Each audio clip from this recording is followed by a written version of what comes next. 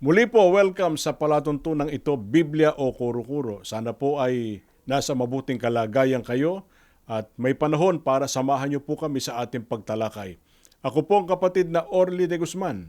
Ako naman po ang kapatid na Claudio Aro Jr. Magandang araw po sa inyo at magandang araw po kapatid na Orly. Isang malagana pong paniniwala na lahat ng relihiyon ay pare-parehong sa Diyos. Totoo daw lahat ng relihiyon, basta nagpapakilalang Kristiyano. At itinulad pa ng iba yan sa mga ilog. Marami daw ilog, pero lahat daw ng hugos ng tubig, ng ilog, lahat ay papunta sa dagat. Kaya lahat ng relihiyon, basta nagpapakilalang Kristiyano, ang tungo ay sa kaligtasan, sa piling daw ng Diyos at ng Panginoong Hesukristo. Yung iba po, iniisip nila na kapag lumipat sila ng relihiyon, napakalaking kasalanan na po yun. Kasalanan sa kanilang tradisyon, sa kanilang pamilya, sa kanilang nakamulatan na o kinamulatan na, nakaugalian. Kaya doon na lang daw sila. Opo. At para sa kanila ay ikaliligtas na kahit na anong relihiyon ng aniban ng tao, di na dapat pang umalis kasi kung pare-parehong tama, ba't kalilipat pa nga naman? Yun ang kanilang sinasabi. Ano ang katunayan, kapatid na Clouds, na hindi mali kung ang tao ay nasa maling relihiyon ay lilipat siya sa tamang relihiyon? Isa pa, ano pang katunayang mali yung sinasabi ng iba na tama at patungo sa kaligtasan ang lahat ng relihiyon?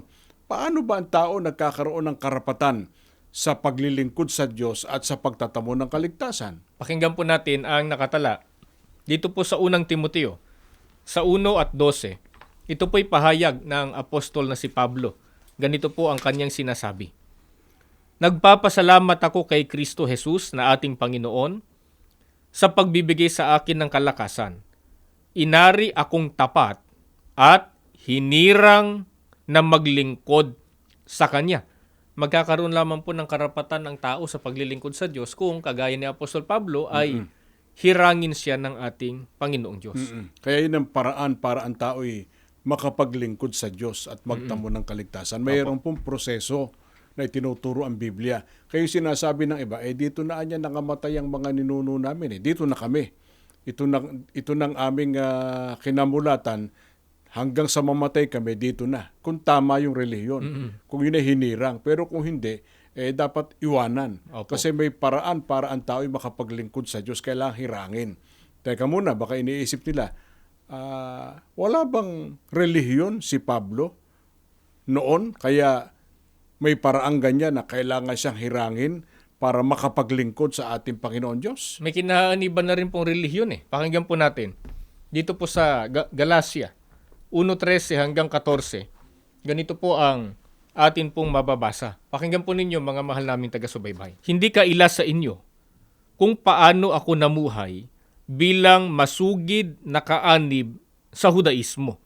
Naging mas masugid ako sa relihiyong ito kaysa maraming Hudyong kasinggulang ko at malaki ang aking malasakit sa mga kaugalian ng aming mga ninuno. Si Apostol Pablo po ang nagsasalita. Pinatutunayan po niya na may relihiyon siya. Ang sabi pa nga po niya, ako'y namuhay bilang masugid na kaanib sa Hudaismo. Kaya meron siyang dating relihiyon bago siya hinirang na maglingkod. Opo. At ang relihiyong kinabibilangan niya noon ay Hudaismo. Masugid siya doon. Kung ang pag-uusapan yung mga kakontemporary niya sa relihiyon nila, gaano kasigla si Apostol Pablo? Pare-pareho lang ba sila ng kasiglahan? Hindi po eh. Ang sabi nga po ni Apostol Pablo, naging mas masugid niya ako sa relihiyong ito kaysa maraming Hudyo raw na kasinggulang po niya. At ano ang kanyang pagpapahalaga noon sa kanilang tradisyon, doon sa kanilang relihiyon? Sinabi niyang, mas malaki ang aking malasakit sa mga kaugalian ng aming mga ninuno. Sa makatwid, kung meron siyang kaugalian noon o may tradisyon pinaniniwalaan, hindi niya ginawang ang katwiran yon o pangangatwiran para hindi niya iwanan yung kanyang dating relihiyong kinabibilangan. Ang sabi, inilagay sa paglilingkod. Saan yung paglilingkod na yon? Saan ba inilagay si Apostol Pablo na doon niya nagagawa ang tama, tunay na paraan ng paglilingkod sa ating Panginoon Diyos? Narito po ang patuloy pang sinasabi ng Apostol Pablo sa unang Korinto sa 12 at 28 po. Ganito po ang kanyang pahayag. Naglagay ang Diyos sa iglesia Una, ng mga apostol. Ikalawa, ng mga propeta. At ikatlo, ng mga guro. Naglagay rin siya ng mga gagawa ng mga kababalaghan, mga magpapagaling ng mga may sakit, mga tagatulong, mga tagapangasiwa, at mga magsasalita sa iba't ibang wika. Sa iglesia po inilagay si Apostol Pablo nang hirangin po siya ng Diyos para maglingkod. Kaya sabi ng Apostol Pablo, naglagay ang Diyos sa iglesia. Ang una ay mga apostol. Kabilang nga sa apostol, si Apostol Pablo. Opo. Kaya noon at hanggang ngayon, ganyan ang nangyayari. Mula sa iba't ibang pangkati ng pananampalataya, ay inaalis sila ng Diyos at inilalagay sa iglesia. Kaya maging sa panahon natin, may mga dating miyembro ng ibang relihiyon, ngayon ay mga iglesia ni Kristo na. Iba dating pare, Opo. dating pastor, dating madre doon sa kanilang relihiyon na may debosyon sa kanilang dating pananampalataya. Masugid. Pero nang maunawaan yung proseso, paano magkakaroon ng karapatan ng tao sa paglilingkod, iniwanan yung kanilang Opo. dating relihiyon. At pumayag sila na ilagay ng Diyos sa iglesia. Bakit ba napakahalaga nung karapatang natatamo ng tao sa loob ng tunay na iglesia ni Kristo? Basahin po natin sa unang Pedro, sa 2, sa 9 at 10. Ganito po ang sinasabi ng Biblia sa atin. Datapot kayo ay isang lahing hinirang, mga saserdote ng hari, isang bansang nakatalaga sa Diyos. Pinili kayo ng Diyos upang maging Kanya at maghayag ng mga kahangahangang gawa niya. Siya rin ang tumawag sa inyo mula sa kadiliman tungo sa Kanyang kagilagilalas na kaliwanagan. Dati-rati, kayo'y hindi bayan ng Diyos. Ngunit ngayon, kayo'y bayang hinirang niya. Noon, pinagkaitan kayo ng habag, ngunit ngayo'y sumasa inyo ang Kanyang awa. Ang katangian po ng mga hinirang, sila po ay, sabi ng Biblia, nakatalaga sa Diyos. Bayan ng Diyos. Bayan ng ano Diyos. pa? Pinili ng Diyos. Opo. Nung hindi pa kabilang sa hinirang ng Diyos, hindi bayan ng Diyos, ang sabi sa ating binasa, pinagkaitan kayo ng habag.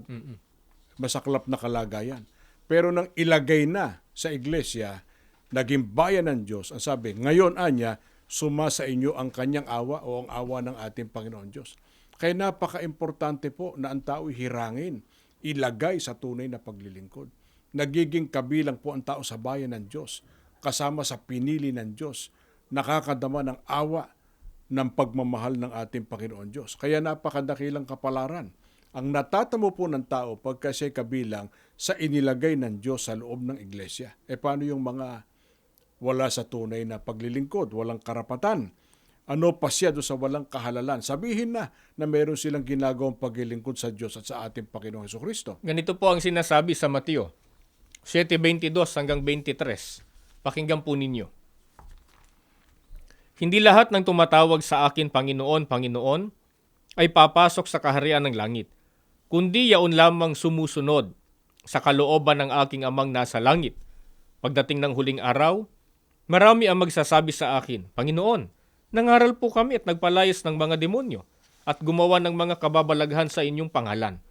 At sasabihin ko sa kanila, kailan may hindi ko kayo nakilala. Lumayo kayo sa akin, mga mapagawa ng masama. Napakaliwanag po. Ang sabi ng Panginoong Hesukristo, kailan may hindi ko kayo nakilala. Lumayo kayo sa akin, mga mapagawa ng masama. Baka wala silang mga aktibidad na pangrelihiyon. Baka wala silang ginagawang paglilingkod sa pangalan ng ating Panginoong Hesukristo. Marami po silang aktibidad, may mga paglilingkod din. Sabi nga po ng Panginoong Hesukristo sa talata, pagdating ng huling araw ng paghuhukom, marami ang magsasabi sa akin, Panginoon, nangaral po kami at nagpalayas ng mga demonyo at gumawa ng mga kababalaghan sa inyong pangalan. Kaya may mga aktibidad pang relihiyon. Tulad din ni Apostol Pablo noong sa Judaismo, masugid. At kung pag-uusapan yung mga kasabayan niya, siya pinakamasugid sa kanila. Nagpapahalaga sa kanilang kaugalian, sa kanilang tradisyon. Katulad din ng mga taong yan na may mga ipipresenta sa Panginoong Hesukristo pagdating ng araw ng paghuhukom. Pero yung bang mga ipipresenta nila, tatanggapin, pahalagahan ng tagapagligtas. Hindi rin po dahil ang sabi nga po ng Panginoong Hesukristo, kailan may hindi ko kayo nakilala. Lumayo kayo sa akin, kayong mapagawa ng masama. Masakit, di ba? Kumikilala sa Panginoon tapos hindi naman kinikilala at hindi papapasukin sa langit. Kaya hindi pare-pareho lahat ng relihiyon. Hindi totoo na lahat ng relihiyon ay ikapagtatamo ng kaligtasan. Bukod dyan sa ating mga nabasa na sa Biblia, kapatid na Clouds, ano pang katunayan na talagang hindi pare-parehong sa Diyos ang lahat ng relihiyon? Sa Kolosas 1:12 hanggang 13, ito po ay patuloy na pagtuturo sa atin ng apostol na si Pablo. Ganito po ang kaniyang pahayag. Pakinggan po ninyo, mga mahal naming taga-subaybay. At magpasalamat kayo sa Ama, sapagkat minarapat niyang ibilang kayo sa mga hinirang na magmamana ng kaharian ng kaliwanagan. Iniligtas niya tayo sa kapangyarihan ng kadiliman at inilipat sa kaharian ng kanyang minamahal na anak. Ako'y naging lingkod nito, nang hirangin ako ng Diyos upang ipahayag sa inyo ang kanyang salita. Ang sabi po ni Apostol Pablo, napakaliwanag. Ang mga magmamana ay iniligtas po sa kapangyarihan ng kadiliman at inilipat po sa kaharian ng anak o ng ating Panginoong Hesukristo. Doon sa pahayag na ang sabi, iniligtas sa kapangyarihan ng kadiliman, may pinag-alisan di ba? Opo. Tapos ay inilipat sa kaharian ng anak, kaharian ni Kristo. Doon sa pahayag na yun, anong pinatutunayan ng talatang iyan ng banal na kasulatan? Hindi po totoo na pare-pareho po lahat ng relihiyon. Kasi yung mga hinirang po, may pinagmulang relihiyon at may pinaglipatan po sa kanila. Kasi kung pare-pareho, ba't aalisin pa? Tapos ililipat. Mula sa tama, dadalhin sa tama. hindi parang wala sa logic po. Wala sa logic. Kaya talaga yung pag-aalisan, mali, ililipat sa tama. Kaya hindi mali na umalis sa maling relihiyon at lumipat sa tama. Ang mali, umalis sa mali, lumipat sa mali. Opo. Lalong mali, umalis sa tama, lumipat sa sa mali. Hindi ho magtatamo ng kaligtasan ng ganon. Kaya hindi ho totoong pare-parehong sa Diyos ang lahat ng relihiyon. Paano makikilala yung mga inalis sa kadiliman? Inilipat sa kaharian ng anak. Baka sabihin ng iba, kami yan. Kasi dati, mabisyo ako, marami akong kalayawan, marami akong kasalanan, iniwanan kong lahat yan. Kaya kami yung inalis sa kadiliman, dinala sa liwanag. Bagaman, hindi mali na kung ikaw ay nasa bisyo, iwanan mo yung bisyo, yung kalewa, iwanan mo yung kalewan. Pero yun lang ba? Yung ba ang sinasabing inalis sa dilim, dinala sa kaharian ng anak? Pakinggan po natin sa Kolosas, sa 1:13 hanggang 14. Ito ay pahayag po ng Apostol Pablo. Ganito po ang kanyang sinasabi. Iniligtas tayo ng Diyos mula sa kapangyarihan ng kadiliman at inilipat tayo sa kaharian ng kanyang minamahal na anak. Dahil sa dugo ni Kristong nabuhos, tayo'y natubos na at napatawad na ang ating mga kasalanan.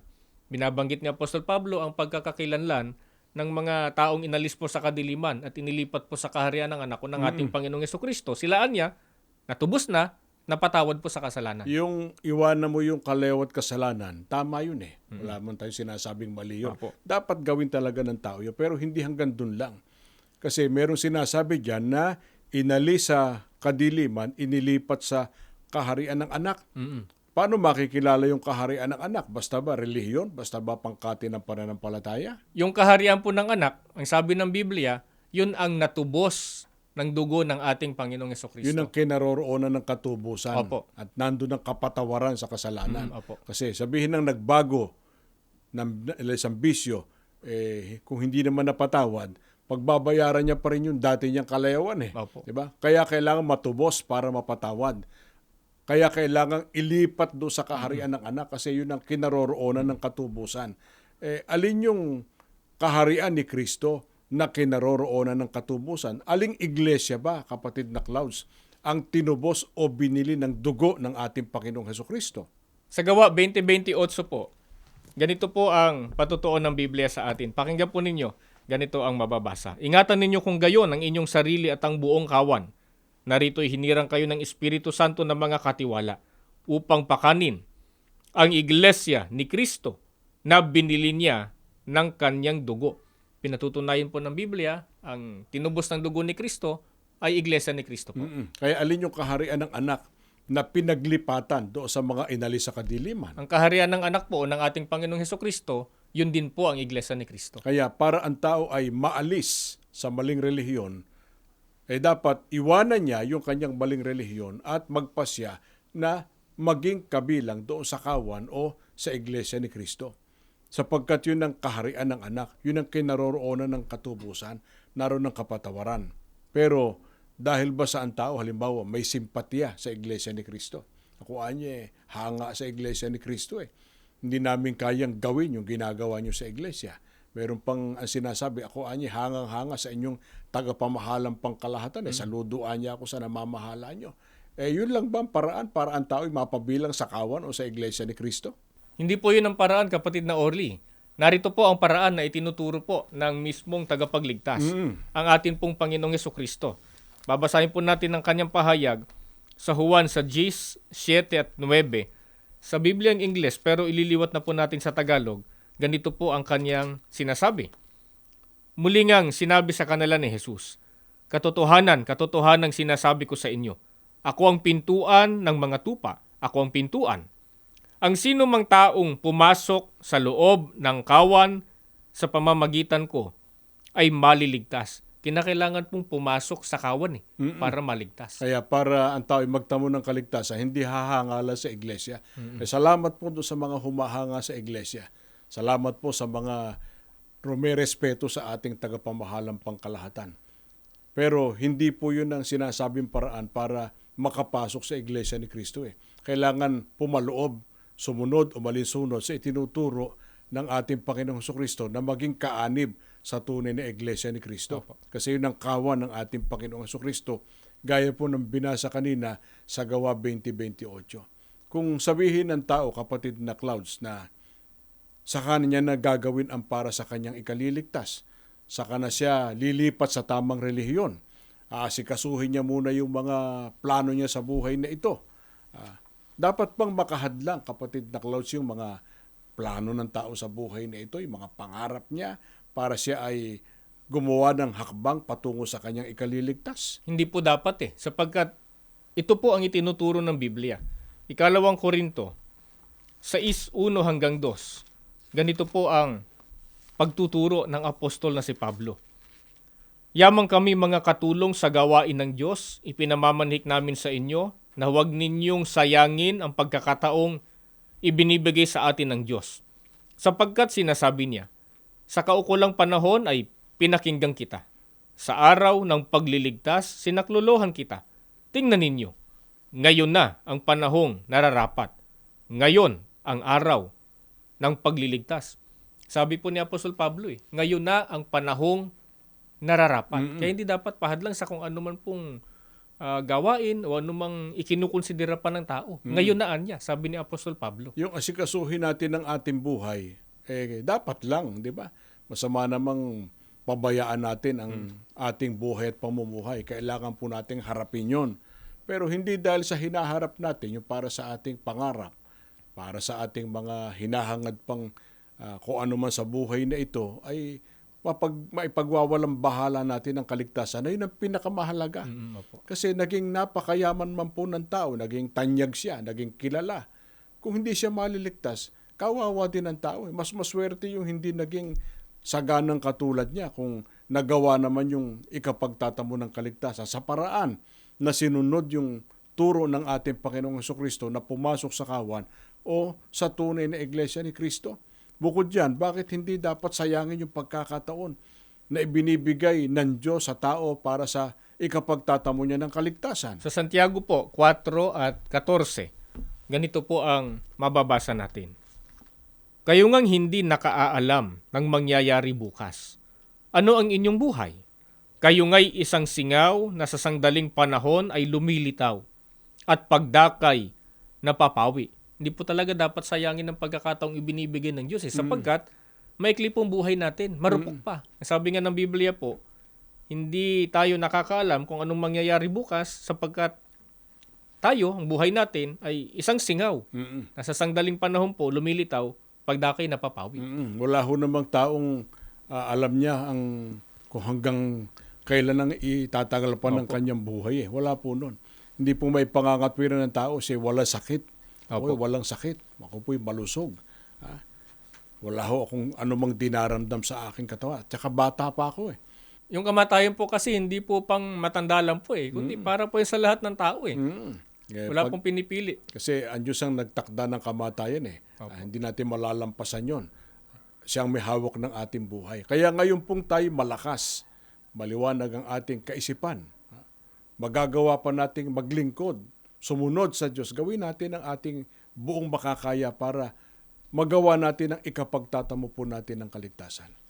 Yung pong buhay na bigay sa atin ng Diyos, samantalahin po natin nasa atin para maipaglingkod po natin ang tama. Magawa natin ang paglilingkod sa loob ng tunay pong relihiyon, sa loob ng Iglesia ni Cristo.